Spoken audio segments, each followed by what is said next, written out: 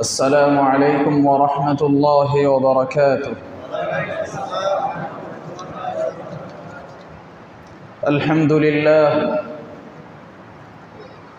لله فاطر السماوات والأرض جاعل الملائكة رسلا أولي أجنحة مثنى وثلاث ورباع يزيد في الخلق ما يشاء إن الله على كل شيء قدير. ما يفتح الله للناس من رحمة فلا ممسك لها وما يمسك فلا مرسل له من بعده وهو العزيز الحكيم. والصلاة والسلام على من بعثه الله فينا نبيا ورسولا عرفناه أحمدا ومحمودا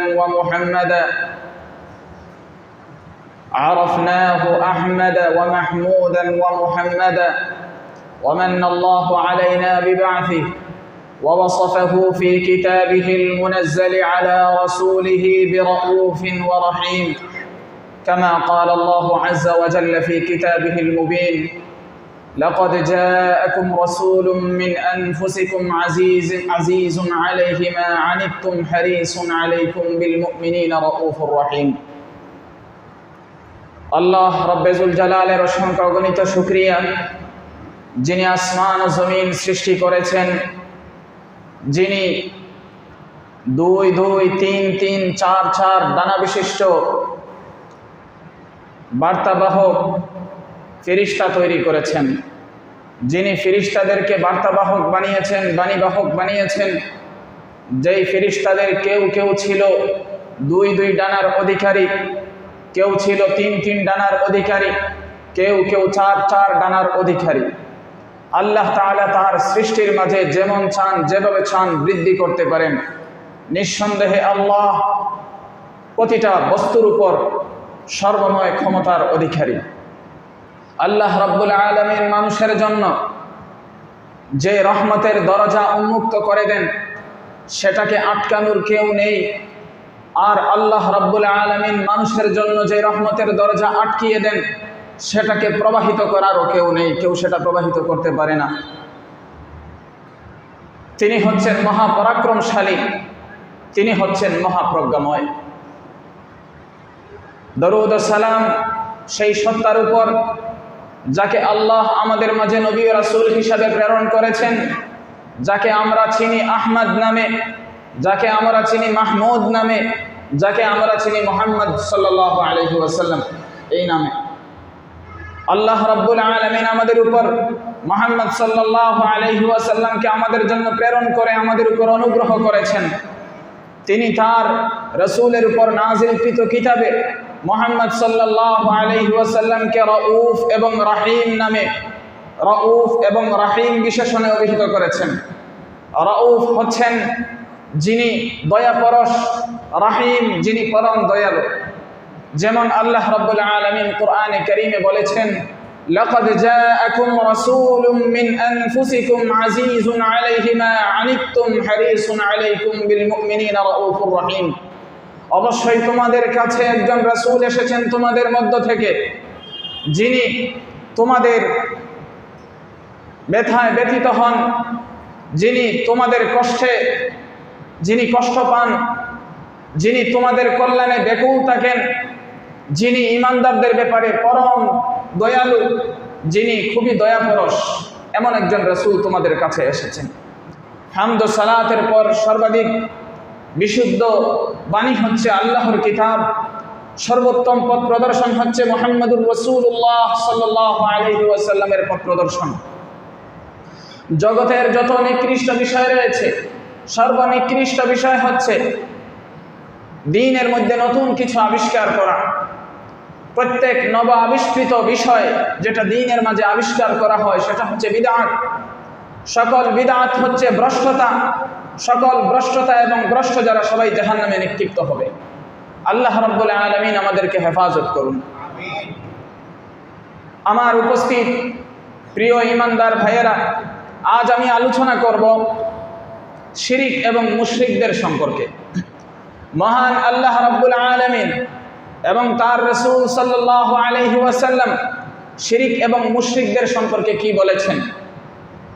কোরআনে কারীমে সূরা বাকারা 105 নম্বর আয়াতে বলেছেন, মা ইয়াওয়াদ্দুল্লাযীনা কাফারু মিন আহলিল কিতাবি ওয়ালাল মুশরিকিনা আন ইউনাজ্জালা আলাইকুম মিন খায়রিন মির রাব্বিকুম ওয়াল্লাহু ইয়াখতাসসু বিরাহমাতিহি মান ইয়াশা ওয়াল্লাহু যুল ফাদলিল আযীম। আল্লাহ রাব্বুল আলামিন এই আয়াতে যেটা বলেছেন সেটা হলো মুশরিকেরা এটা পছন্দ করে না ঈমানদারদের উপর তাদের রবের পক্ষ থেকে রহমত নাযিল হোক। মা ইয়াওয়াদ্দুল্লাযীনা কাফারু মিন আহলিল কিতাবি ওয়ালাল মুশরিকিন, আহলে কিতাবের যারা কাফির তারা কামনা করে না এবং মুশরিকরাও চায় না তোমাদের উপর অর্থাৎ ঈমানদারদের উপর তোমাদের রবের পক্ষ থেকে রহমত অবতীর্ণ হোক, সেটা তারা চায় না। ওয়াল্লাহু ইয়াখতাসসু বিরাহমাতিহি মান ইয়াশা, আল্লাহ যাকে চান তাকে তার রহমত দ্বারা বিশেষায়িত করেন, তাকে তার বিশেষ রহমত দান করেন। ওয়াল্লাহু যুল ফাদলিল আযীম, আর আল্লাহ হচ্ছেন বিশাল অনুগ্রহের অধিকারী। অনুগ্রহের অধিকারী কে? সেই আল্লাহর পক্ষ থেকে আমাদের প্রতি কোনো রহমত আসুক, নাজিল হোক, এটা মুশরিকেরা চায় না। কোরআনে কারীমের সূরা বাকারা 221 নম্বর আয়াতে আল্লাহ বলেছেন, ওয়ালা তানকিহুল মুশরিকাতি হাত্তা ইউমিন ওয়ালা আমাতুন মুমিনাতুন খায়রুম মিন মুশরিকাতিন ওয়ালাউ আ'জাবাতকুম ওয়ালা তুনকিহুল মুশরিকিনা হাত্তা ইউমিনু ওয়ালা আবদুন মুমিনুন খায়রুম মিন মুশরিকিন ওয়ালাউ আ'জাবাকুম উলাইকা ইয়াদউনা ইলান নার ওয়াল্লাহু ইয়াদউ ইলাল জান্নাতি ওয়াল মাগফিরাতি বিইذনিহি ويبين آياته للناس لعلهم يتذكرون। ঈমানদারদেরকে আল্লাহ বলছেন, লা তুনকিহুল মুশরিকাত, যেই সমস্ত নারীরা শিরকে লিপ্ত মুশরিক নারী, সেই সমস্ত মুশরিক নারীদেরকে তোমরা বিবাহ করবে না যতক্ষণ না তারা ঈমান আনবে। এরপর আল্লাহ বলছেন, একজন ঈমানদার দাসী খায়রুম মিন মুশরিকাতিন, একজন মুশরিক স্বাধীন নারীর চেয়েও শ্রেষ্ঠ। ওয়ালাউ আ'জাবাতকুম, যদিও মুশরিক নারীর সৌন্দর্য তোমাকে বিমোহিত করে, তবুও একজন মুশরিক নারীর চেয়ে একজন ঈমানদার দাসী বহু গুণে শতগুণে শ্রেষ্ঠ। এরপর আল্লাহ রাব্বুল আলামিন বলছেন, ওয়ালা তুনকিহুল মুশরিকিনা হাত্তা ইউমিনু, তোমরা কোন মুশরিক পুরুষকে বিবাহ করবে না। নারীদেরকে বলছেন, কোন মুশরিক পুরুষকে স্বামী হিসাবে গ্রহণ করবে না যতক্ষণ না সে ঈমান আনয়ন করছে। ওয়ালা আবদুম মুমিনুন খায়রুম মিন মুশরিকিন ওয়ালাউ আ'জাবাকুম, একজন ঈমানদার দাস, একজন ঈমানদার গোলাম, একজন স্বাধীন মুশরিকের চেয়ে বহুগুণে শ্রেষ্ঠ। যদিও সেই মুশরিক পুরুষ তোমাকে আকর্ষণ করে, তাকে দেখে তুমি বিমোহিত হও, তবুও সেই মুশরিকের চেয়ে একজন ঈমানদার দাস বহুগুণে শ্রেষ্ঠ। এরপর আল্লাহ বলছেন, উলাইকা ইয়াদউনা ইলান নার, মুশরিকেরা তোমাদেরকে জাহান্নামের দিকে ডাকে। কোন দিকে ডাকে? মুশরিকেরা আমাদেরকে কোন দিকে ডাকে? ওয়াল্লাহু ইয়াদউ ইলাল জান্নাতি ওয়াল মাগফিরাতি বিইذনিহি, আল্লাহ রাব্বুল আলামিন তার নির্দেশক্রমে, তার নির্দেশে আল্লাহ রাব্বুল আলামিন তোমাদেরকে আহ্বান করেন জান্নাতের দিকে এবং ক্ষমার দিকে। মুশরিকেরা ডাকে জাহান্নামের দিকে, আল্লাহ ডাকেন কোন দিকে? জান্নাতের দিকে, ক্ষমার দিকে। এরপর আল্লাহ বলছেন, ويبين آياته للناس لعلهم يتذكرون। আল্লাহ তো নিজের হুকুমের মাধ্যমে আমাদেরকে ডাকেন জান্নাতের দিকে এবং ক্ষমার দিকে। আল্লাহ এরপর বলছেন তার আয়াতগুলো সুস্পষ্ট করে মানব জাতির জন্য তিনি উপস্থাপন করছেন, যাতে মানব জাতি উপদেশ গ্রহণ করে। কুরআনে কারীমে সূরা আলে ইমরান 64 নম্বর আয়াতে আল্লাহ বলছেন, قل يا أهل الكتاب تعالوا إلى كلمة سواء بيننا وبينكم ألا نعبد إلا الله ولا نشرك به شيئا ولا يتخذ بعضنا بعضا أربابا من دون الله فإن تولوا فقولوا اشهدوا بأننا مسلمون। হে নবী, আপনি বলে দিন, ইয়া আহলাল কিতাব, হে আহলে কিতাব, তাআলাউ ইলা কালিমাতিন, তোমরা এমন এক কালিমার দিকে আসো, সাওয়াইন বাইনানা ওয়া বাইনাকুম, যেটা আমাদের মাঝে এবং তোমাদের মাঝে সমান। সেটা কি? আল্লাহ না'বুদা ইল্লাল্লাহ, আমরা ইবাদত করব কেবল আল্লাহ, ওয়ালা নুশরিকা বিহি শাইআ, তার সাথে আমরা কোনো কিছুকে শরীক করব না, ওয়ালা ইয়াত্তাখিযা বা'দুনা বা'দান আরবাবান মিন দুনিল্লাহ, এমন আমাদের কেউ কাউকে আল্লাহ ছাড়া কেউ কাউকে রব হিসাবে গ্রহণ করবে না। আমাদের কেউ কাউকে আল্লাহ ছাড়া কি হিসাবে গ্রহণ করবে না? রব হিসাবে গ্রহণ করবে না। ওয়ালা ইয়াত্তাখিযা বা'দুনা বা'দান আরবাবান মিন দুনিল্লাহ ফাইন তাওয়াল্লাউ ফাকুলু আশহাদু বিআন্না মুসলিমুন, এরপরেও যদি ওরা মুখ ফিরিয়ে নেয় তাহলে তোমরা বলো, তোমরা সাক্ষী থাকো, বিআন্না মুসলিমুন, আমরা হচ্ছি আল্লাহর অনুগত মুসলমান। কুরআনে কারীমে সূরা আলে ইমরান 186 নম্বর আয়াতে বলছেন, সানুলকি ফি কুলুবিল্লাযীন, সূরা আলে ইমরান 151 নম্বর আয়াতে বলছেন, সানুলকি ফি কুলুবিল্লাযীনা কাফারুর রু'বা বিমা আশরাকু বিল্লাহি মা লাম ইউনাজ্জিল বিহি সুলতানা ওয়া মাওয়াহুমুন নার ওয়া বি'সা মাথওয়ায যালিমিন। এটা হচ্ছে সূরা আলে ইমরানের 151 নম্বর আয়াত। এই আয়াতে আল্লাহ রাব্বুল আলামিন বলছেন, আমি অচিরেই অবশ্যই যারা কুফরি করেছে তাদের অন্তরে আমি ভীতি সঞ্চার করে দেব। কেন? আল্লাহ বলছেন বিমা আশরাকু, কারণ তারা শিরক করেছে। কারণ তারা কি করেছে? তাদের শিরকের কারণে তাদের অন্তরে আমি ভীতি সঞ্চার করে দেব। বিমা আশরাকু মা লাম ইউনাজ্জিল বিহি সুলতানা সানুলকি ফি কুলুবিল্লাযীনা কাফারুর রু'বা বিমা আশরাকু বিল্লাহ, আমি অতি শীঘ্রই যারা কুফরি করেছে তাদের অন্তরে ভীতির সঞ্চার করে দিব, কারণ তারা আল্লাহর সাথে শরীক সাব্যস্ত করেছে। মা লাম ইউনাজ্জিল বিহি সুলতানা, যেই ব্যাপারে তাদের কাছে কোনো প্রমাণ আল্লাহ নাজিল করেননি। তারা যে শিরকটা করে তাদের এর পক্ষে কোনো প্রমাণ আল্লাহ নাজিল করেননি। মা লাম ইউনাজ্জিল বিহি সুলতানা ওয়া মাওয়াহুমুন নার, তাদের ঠিকানা হচ্ছে জাহান্নাম। ওয়া বি'সা মাথওয়ায যালিমিন, জালিমদের ঠিকানা নিকৃষ্ট ঠিকানা। তাহলে শিরকের কারণে তাদের অন্তরে আল্লাহ কি সঞ্চার করে দেন? ভয় সঞ্চার করে দেন। তারা ঈমানদারদের সাথে যুদ্ধে পারবে না, পরিণামে পারবে না। সাময়িক সময় হয়তো তারা খুব নিজেদেরকে জয়ী হিসাবে ভাববে এবং প্রদর্শন করবে, কিন্তু পরিণামে তারা ব্যর্থ হবে ইনশাআল্লাহ।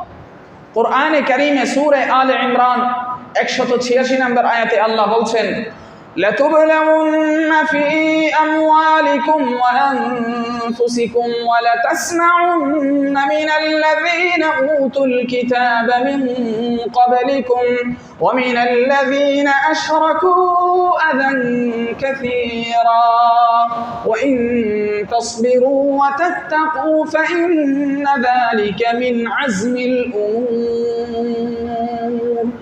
আল্লাহ বলছেন, হে ঈমানদারেরা, অবশ্যই তোমাদেরকে তোমাদের জানের ক্ষেত্রে, তোমাদের মালের ক্ষেত্রে পরীক্ষা করা হবে। কে বলছেন? আল্লাহ।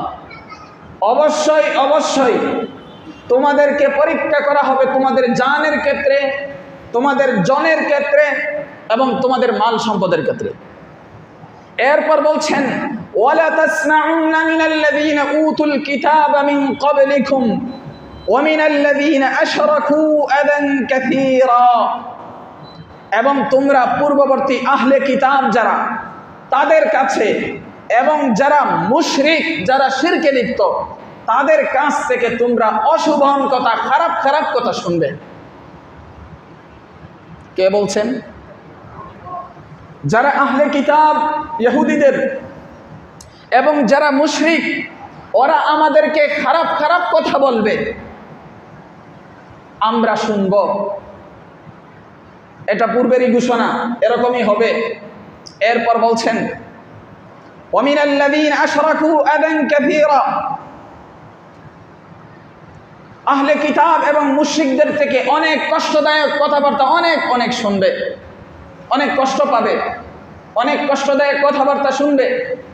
ওয়া ইন তাসবিরু, যদি তোমরা ধৈর্য ধারণ করো, ওয়া তাত্তাকু, এবং তোমরা যদি পরহেজগারি অবলম্বন করো, আল্লাহকে ভয় করো, ফাইন্না যালিকা মিন আজমিল উমুর, তবে তা হবে একান্ত সৎসাহসের ব্যাপার। তারা খারাপ কথা বলবে, তাদের খারাপ কথার জবাবে তো আমরা পাল্টা খারাপ কথা বলতে পারি না।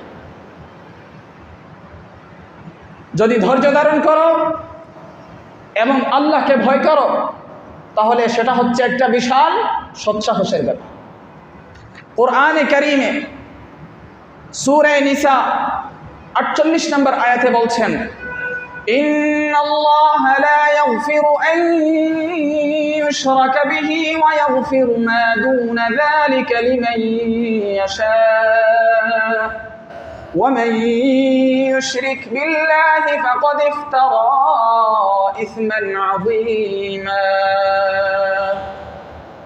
আল্লাহ তাআলা বলছেন, নিঃসন্দেহে আল্লাহ রাব্বুল আলামিন তার সাথে শিরিক করার পাপকে ক্ষমা করবেন না। ওয়ায়াগফিরু মা দুনা যালিকা লিমান ইয়াশা, শিরিকের নিম্ন পর্যায়ের যত গুনাহ আছে তিনি যাকে চান তাকে ক্ষমা করে দিবেন।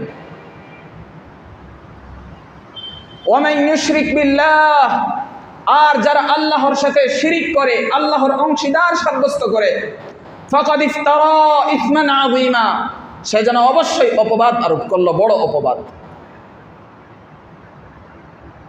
সহিহুল জামি' 3961 নম্বর হাদিসে এসেছে عن أنس بن مالك رضي الله تعالى عنه عن النبي صلى الله عليه وسلم قال الظلم ثلاثة فظلم لا يغفره الله وظلم يغفره الله وظلم لا يترك الله منه شيئا فأما الظلم الذي لا يغفره الله فالشرك وقال إن الشرك لظلم عظيم وأما الظلم الذي يغفره الله فظلم العباد لأنفسهم فيما بينهم وبين ربهم وأما الظلم الذي لا يتركه فظلم العباد بعضهم بعضا حتى يدين لبعضهم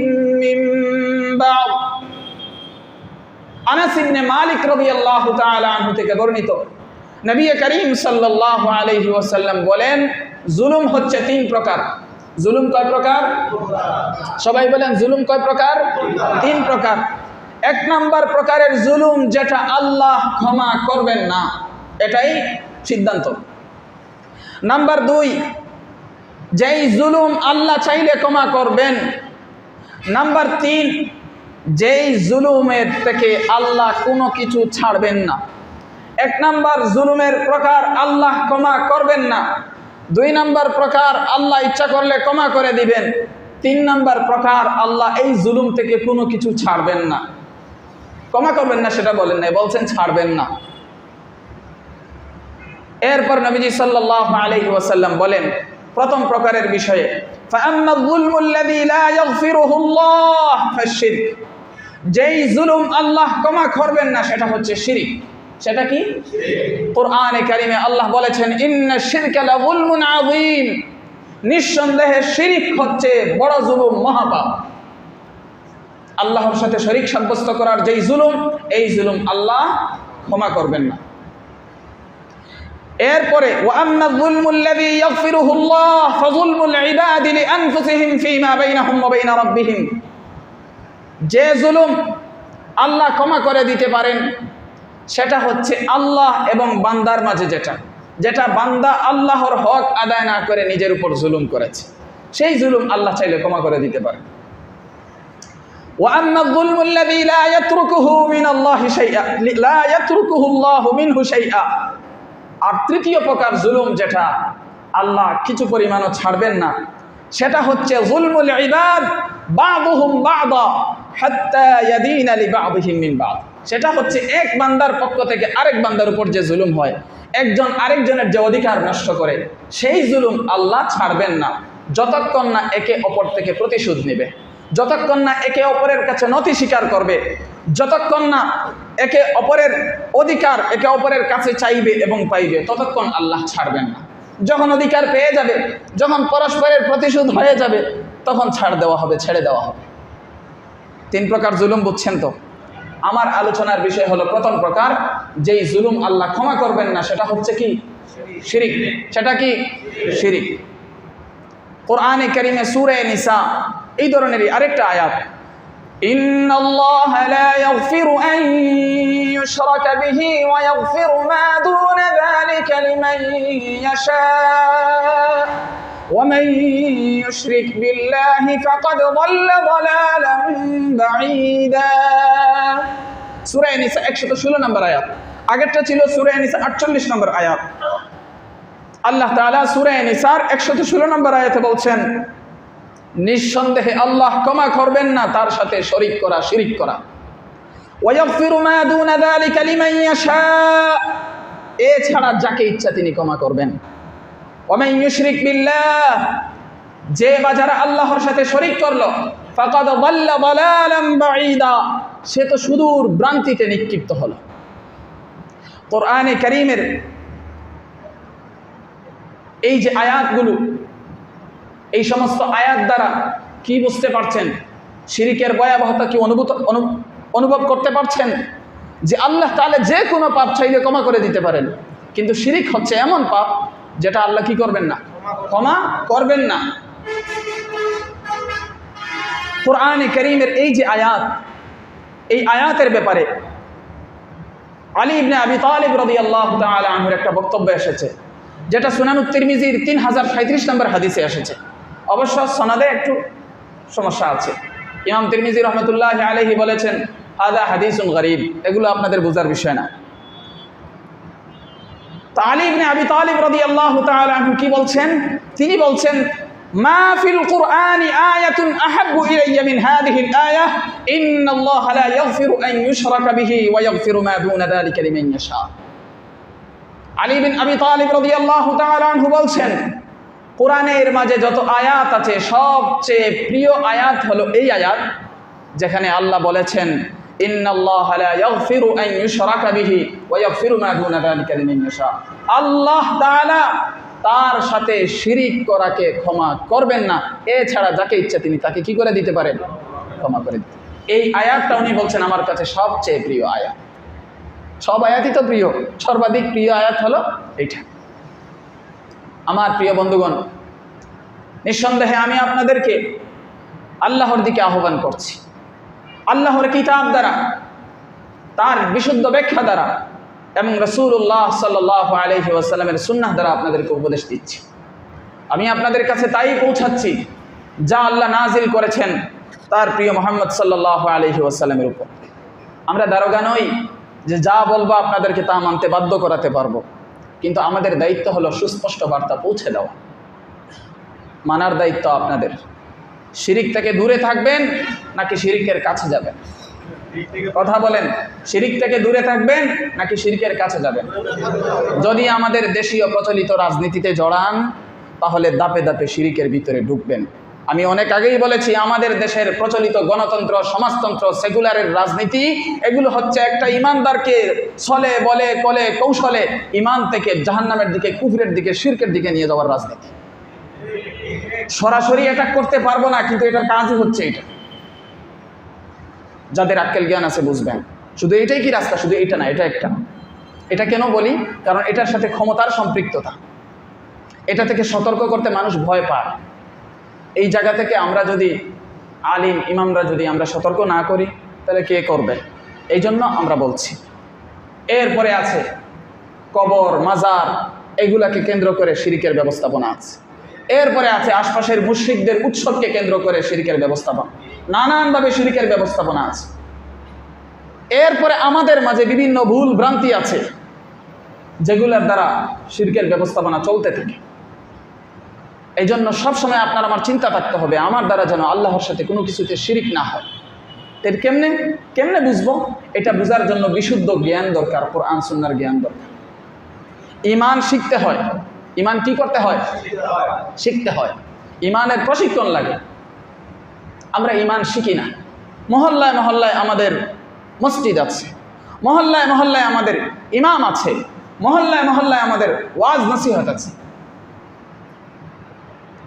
কিন্তু ওয়াজের জায়গায় ওয়াজ হচ্ছে, আমরা আমাদের জায়গায় আছি।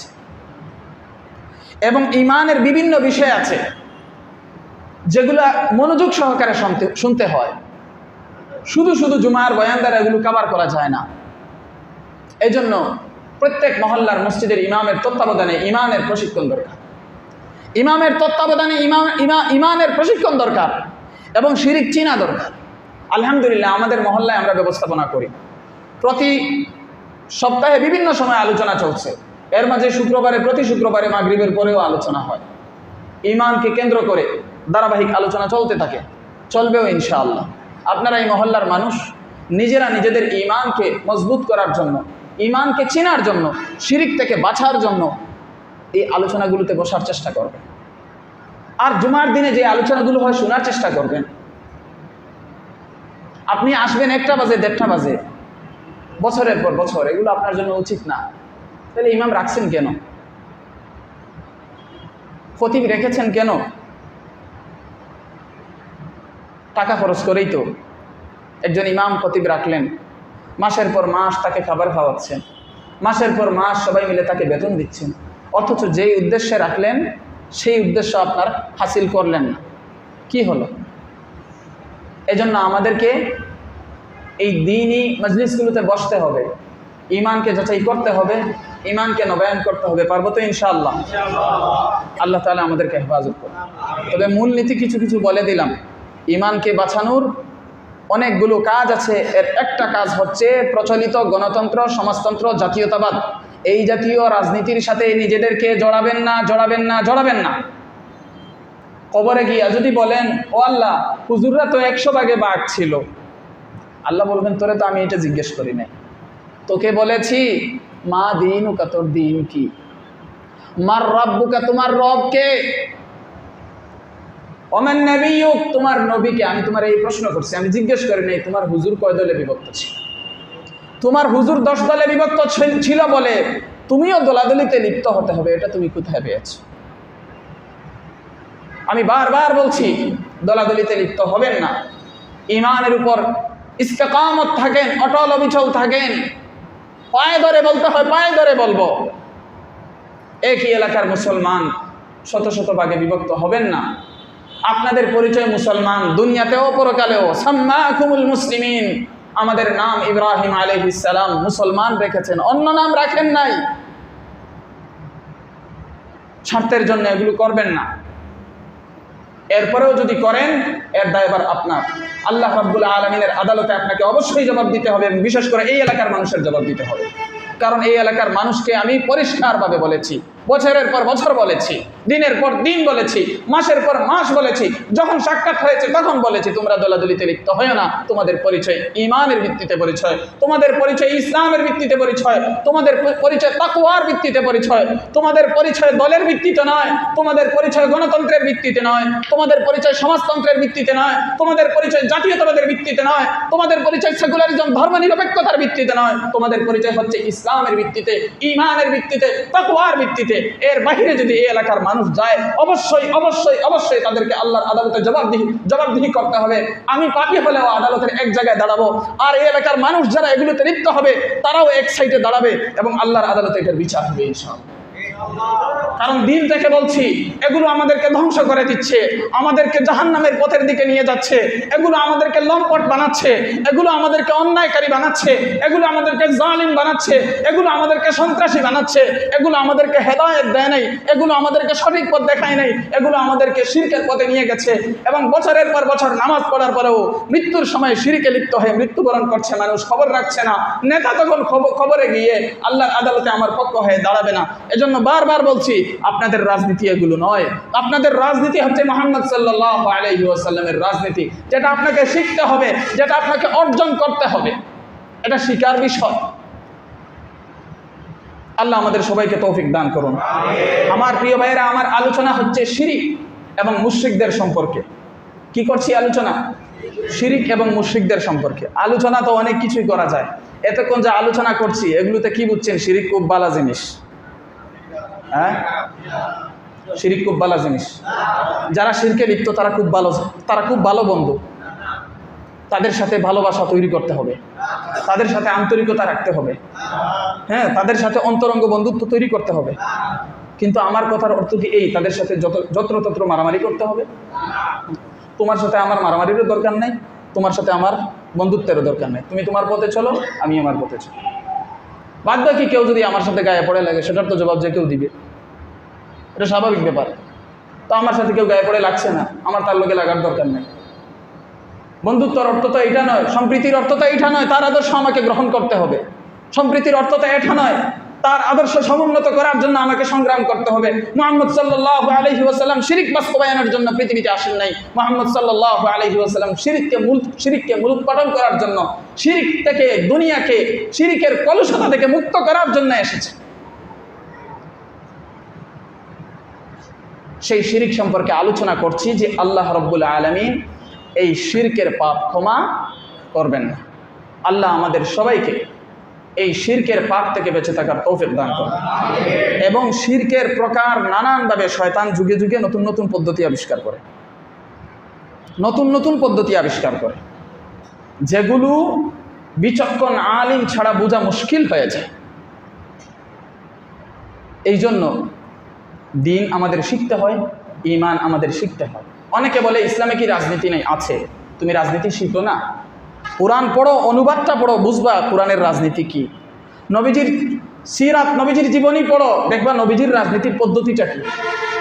তুমি যে পদ্ধতিতে যাচ্ছ, তুমি যে কাজ করছো, এগুলো নবীজির রাজনীতি না। তোমার রাজনীতি করার শখ থাকে, আগ্রহ থাকে, ওইটা করো।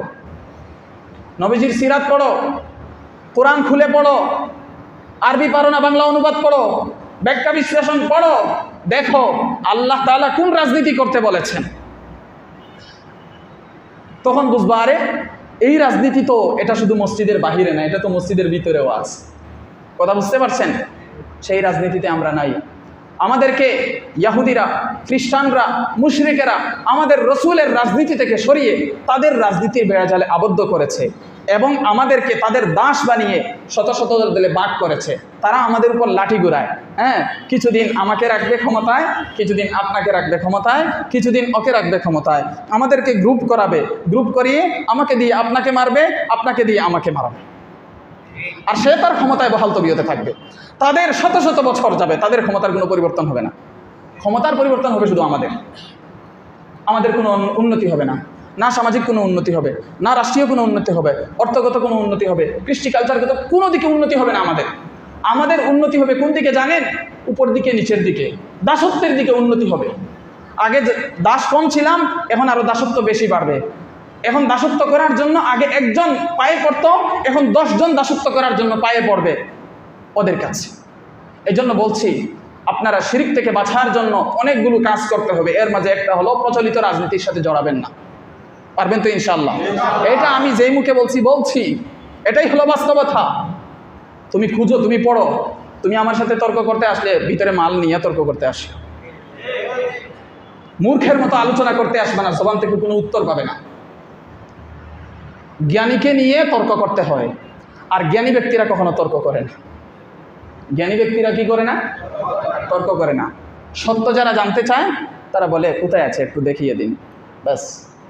আর যারা কেছাল করতে চায় তারা বলে এই বিষয়টা তো বুঝতে হবে, ক্লিয়ার করতে হবে, এই জন্য। আরে তুমি যে ক্লিয়ার করবা, তোমার তো সেই গিলুই নেই, তুমি ক্লিয়ার করবা কি দিয়া? সারা জীবন শয়তানের বুদ্ধিগুলো মাথায় ঢুকাইছো, এখন তোমার সৎ কথা বললে তোমার গিলু এটা ধরে না। আগে নাপাকি পরিষ্কার করতে হবে, তারপর পাক জিনিস ঢুকাতে হবে। আগে শিরকের ময়লাগুলো আমাদের দিল থেকে বের করে দিতে হবে, আর এরপরে ইমানের আলো দ্বারা দিলকে আলোকিত করতে হবে। পারবো তো ইনশাআল্লাহ? আল্লাহ আমাদের সবাইকে ইমানের ভিত্তিতে, তাকওয়ার ভিত্তিতে বাই বাই হয়ে থাকার তৌফিক দান করুন। আমরা সবাই কি ইমানদার? আমরা সবাই কি? আমাদের ভিন্ন কোনো পরিচয় আছে? আমরা সবাই মুসলমান ভাই ভাই, আমাদের মাঝে কোনো ভাগাভাগি নাই। কিসের ভাগাভাগি? এই পরিচয় যদি থাকে তখন ভাইয়ের মাঝে টুকিটাকি দ্বন্দ্ব হলে তখন আবার দেখা যাবে ঠিক আছে। রাসূলের দুইজন সাহাবী, আলী রাদিয়াল্লাহু আনহু একজন, মুআবিয়া রাদিয়াল্লাহু আনহু একজন, ওনাদের মাঝে কিন্তু লড়াই হয়েছে দুই গ্রুপে। এই লড়াইয়ের মুহূর্তে তখন বর্তমানে যেরকম আমেরিকা সুপার পাওয়ার, রাশিয়া পাওয়ারশীল, ওই রকম এরকম রোম সাম্রাজ্য ছিল, ইটালির যে রোম, ওরা ছিল সুপার পাওয়ার। তখন সে কি করলো? মুআবিয়া রাদিয়াল্লাহু আনহুর কাছে চিঠি পাঠালো, মুআবিয়া, আলীর বিরুদ্ধে যদি তুমি আমাকে তোমার সাহায্য চাও, আমি আমার সর্বস্ব বিলিয়ে দিয়ে তোমাকে সাহায্য করব। লড়াই চলাকালীন মুআবিয়া রাদিয়াল্লাহু আনহু চিঠি পাওয়ার পর কি করছেন শুনবেন? মুআবিয়া রাদিয়াল্লাহু আনহু চিঠি পাওয়ার পর সাথে সাথে উল্টো দিকে লিখেছেন, হে রুমের কুত্তা, আমি আমার ভাইয়ের সাথে লড়াই চলছে, সেটা আমার গর্ব ব্যাপার, তোর এখানে নাক গলানোর কোনো কিছু নেই। তোর বিরুদ্ধে, তুই যদি আমার ভাই আলীর বিরুদ্ধে তরবারি উত্তোলন করস, ওই সময় তো তরবারি ছিল, তাহলে জেনে রাখিস আলীর পক্ষ থেকে সর্বপ্রথম যে তরবারি তোর বিরুদ্ধে উত্থিত হবে সেটা হচ্ছে আমি মুআবিয়ার তরবারি। এই হচ্ছে সাহাবাদের পরিচয়। আর আমরা আমাদের স্বার্থে নিজের ভাইকে হত্যা করি, আর ভাইকে হত্যা করার জন্য আমরা এই পশ্চিমাদের, এই মুশরিকদের, এই আমাদের পাশে যে মুশরিকগুলো আছে, এই মুশরিকদের এবং আমাদের দূরে যে পশ্চিমা সাম্রাজ্য আছে, এদের আমরা সহযোগিতা নিই। সাহাবাদের মাঝে আর আমাদের মাঝে এই পার্থক্য। ওরা নিজেদের লড়াই চলবে, কিন্তু নিজেদের ভাইয়ের বিরুদ্ধে বিজয় হওয়ার জন্য কাফিরদের সহযোগিতা নিতেন না। ওনারা মনে করতেন সেটা আমাদের বিতর্কত লড়াই, এবং এটা আমাদের যৌক্তিক লড়াই। হয়তো কেউ 100% সঠিক, কেউ হয়তো 80% সঠিক বা 50% সঠিক। এটা আমাদের বিষয়, আমরা সমাধান করব। আমাদের যে কেউ নেতৃত্বে যাবে সেটা ভিন্ন সাবজেক্ট, কিন্তু আমাদের একজনের উপর আরেকজন জয়ী হওয়ার জন্য আমি সেই মুশরিকদের, সেই কাফিরদের সহযোগিতা নিব আর আমার ভাইকে থামাবো, এটা ইমানদারের পরিচয় না। কিন্তু যুগের পর যুগ আমরা এটার মাঝে লিপ্ত আছি। এখন অনেকে বলবেন, হুজুর আপনি মনে হয় নয়া নয়া কথা বলেন, আপনি কি নয়া হুজুর হয়েছেন নাকি? আসলে ভাই নয়া হুজুর না। বিষয় হলো, এগুলো যারা ইসলাম নিয়ে গবেষণা করছেন যুগের পর যুগ বলে আসছেন, যারা যে বিষয়ে পড়াশোনা করছেন বলে আসছেন, বলছেন, বলবেন, হয়তো আপনার সামনে নতুন হতে পারে। আপনার সামনে এক সময় আমার সামনে নতুন ছিল, কারণ আমি তখন জানতাম না, বুঝতাম না। এখন আপনার সামনে নতুন, এজন্য বিষয়টাকে নতুন ভাবার কোনো কারণ নেই। আল্লাহ আমাদেরকে বোঝার তৌফিক দান করুন। এটা বলবেন না আলোচনা করলেন কোন দিকে আর গেলেন কোন দিকে। আমার দিক সব ঠিক আছে। আলোচনা করছি শিরিক এবং মুশরিকদের সম্পর্কে। আলোচনার বিষয় হচ্ছে শিরিক এবং মুশরিকদের সম্পর্কে। আমরা শিরিক থেকে বাঁচব, মুশরিকদের সাথে সম্পর্ক করা থেকে বাঁচব, নিজেদের ঈমানকে হেফাজত করব। আর বলেছে শিরিকে লিপ্ত হওয়ার অনেকগুলো মেশিন আছে, এর মাঝে একটা মেশিন হইল এই প্রচলিত নোংরা রাজনীতি। আরও মেশিন আছে কবর মাজার, আরও মেশিন আছে নানান জায়গায়। সব মেশিন একদিনে আলোচনা করা যাবে না। এই শিরকের মেশিনগুলো কোন জায়গায় কোন মেশিন বসানো আছে এগুলা বোঝার জন্য আমাদের ঈমানের যে প্রশিক্ষণগুলো হয়, সময়ে সময়ে যখনই আওয়াজ পান আসবেন, বসবেন, যে কাউকে নিয়ে আসবেন। এগুলো ওপেন হয়, এগুলো গোপন নয়, আগেও না এখনও না। আল্লাহ তাআলা আমাদের সবাইকে তৌফিক দান করুন। ওয়া মা আলাইনা ইল্লাল বালাগুল মুবিন।